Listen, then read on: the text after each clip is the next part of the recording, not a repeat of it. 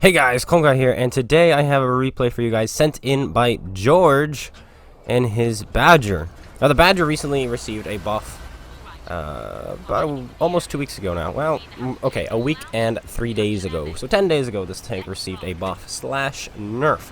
So it used to have a 9.7 seconds base reload and 152 millimeters of side armor. They changed the side armor to 102 millimeters. So they nerfed the side armor a bit, the survivability. It's much easier to kill when you're flanking it, or when it's angled.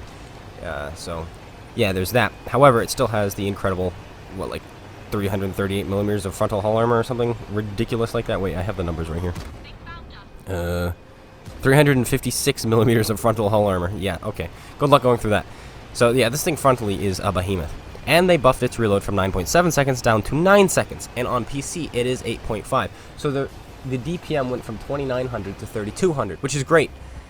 Because 2900, I mean, that's a good number, but it didn't, for a low caliber gun like this one is, it really didn't help the tank. Oh, hello Kitty, you just bumped into my mic. Okay, let me elaborate better. What I found with this tank is its alpha was low enough so that people didn't fear your gun very much, and its reload was long enough where you usually couldn't get a second shot in, and you couldn't permatrack people like you can with the Tortoise. The Tortoise's gun is even smaller, 400 alpha instead of the 480, but you can easily permatrack people and easily get second shots in, and so you're doing 800 damage anytime you shoot at somebody, because usually you can shoot at them twice. And the Tortoise rocks almost 3400 base DPM, and so does the Badger on PC.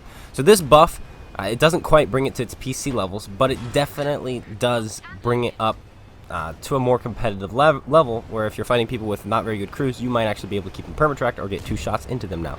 So that is nice, because of course, like I said, the 480 just wasn't enough.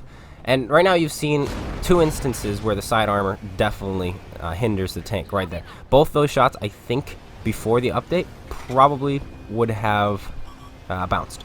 Definitely both those shots that he has taken so far. But hello there, 455 damage. But yeah, you're over 3000 DPM again, which is great. That's fantastic. You don't get outclassed by the Soviet mediums now, so that's nice, considering you're a tank destroyer, and the tank before this tank literally has the best DPM in the game, which would be the Tortoise. So you go from the best DPM in the game to 500 less DPM. So it can be a little bit of a letdown. Now he loads Hesh because the Conqueror was side scraping. Of course, as soon as he does, it gives him his lower plate, but it just doesn't go in. It just doesn't go in, unfortunately, there. Which it definitely could have. He can pen that lower plate with this Hesh, and is he going to try again? No, he's got AP loaded now, and it looks like it hits the dead mantlet of this auto-loading, whatever it's called, the stockade. Golly, we have Fatherlands, we have stockades, IS-3As, IS-3s, IS-5s. Oh, golly, we just have a lot of tanks. This guy bounced, and he's dead.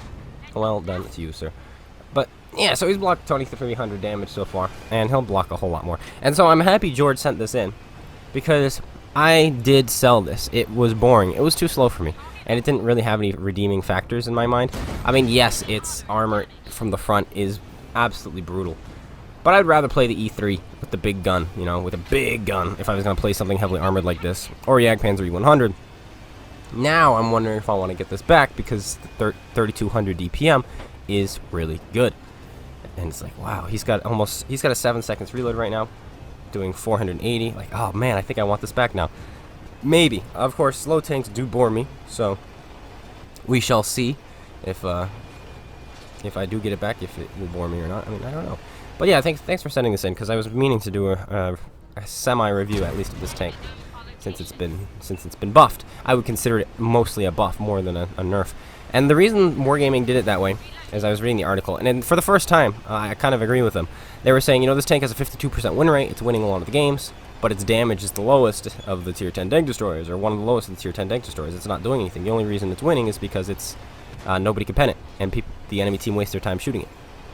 And that's how it wins. And it's like, yeah, that's the role of the mouse. That's what technically the mouse is supposed to do. That's its role. Is when you play a mouse, you play a Kampfpanzer, you play a super heavy, but specifically the mouse, you play it to take shots for your team. But this tank was doing that, and also had one of the best survival rates. And the reason being is because you're so slow, by the time you get into battle, either you've won or you've lost. And if you do nothing, you can still have about a 45 to 48% win rate in this game. Meaning, if you do nothing, you should still have about a 45 to 48% survival rate. So this tank also had a really good survival rate. So what they did was they nerfed its side hull armor so that it would die more and be less of an impact because of its armor, and they gave it a better gun. And I agree with that. I think that was a good move. One of the first good moves Wargaming has made in a very long time. WWE, you know. So that's pretty cool, and I'm happy they did that. But he's up to 2,800 damage, and we haven't really seen much from the tank. We really haven't. But you know what? Maybe we will now. And look at this. Ready? And he just has enough time to get another shell in the hull. Unfortunately, he bounces. If this was before the patch, he would never be able to get that shot off. And he was so close to being able to get that shot off. He goes for the turret cheek, loads APCR, easily goes through. I mean, it's not technically easily. I mean, if it hits right where he's aiming, it should theoretically easily go through. And it did go where he was aiming. So it does go through. Now he's got a Batchat who thinks he's being sneaky. But he's not, and his engine just got blown out. And, oh, where's he going? He's going left. What's going to happen? This is going to be tough. Oh, boy. Batchat aside, he crashes. Oh, big roll over there. Huge roll.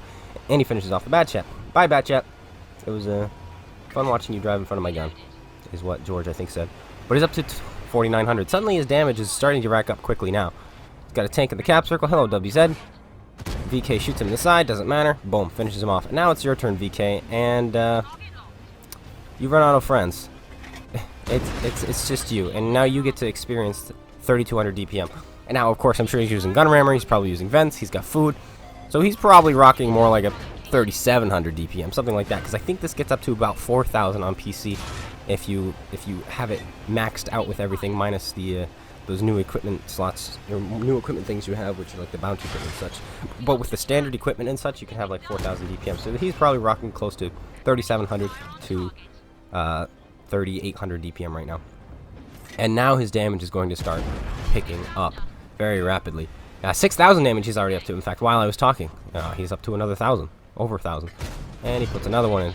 570 was that? Ooh, he's getting some good rolls. But that's what 480 does. It can roll high, it can roll low. You can feel like you're shooting with a 105. You can feel like you're shooting with a 130. So it's pretty cool. Or even a 128, which technically is smaller than 130, but does more damage. Cupola?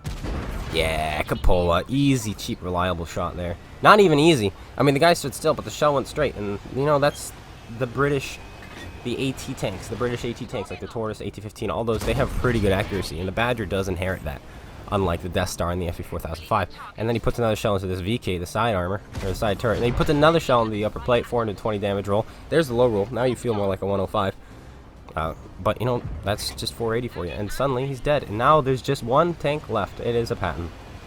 Tier 9 Patton. And his damage, I'm very impressed. Because I think he's just literally racked up about 5,000 damage in the last 2 minutes of the game.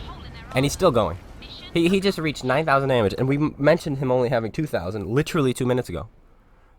Or maybe 2.5 minutes ago. So he did almost 7,000 damage. Or 6,500 damage in literally, what, 2 or 3 minutes? Ridiculous.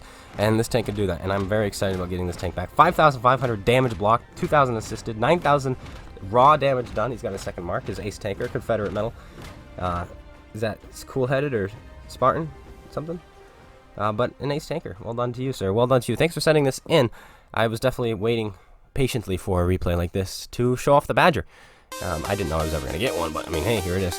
And now I may have to pick up a Badger for myself. So, thank you again for sending this in. And I'll be seeing you guys all later. Make sure you go check out SpaceBANDIT. Link in the description below. He's got a YouTube. And I'll be seeing you guys all later. Take care, everyone. And peace out.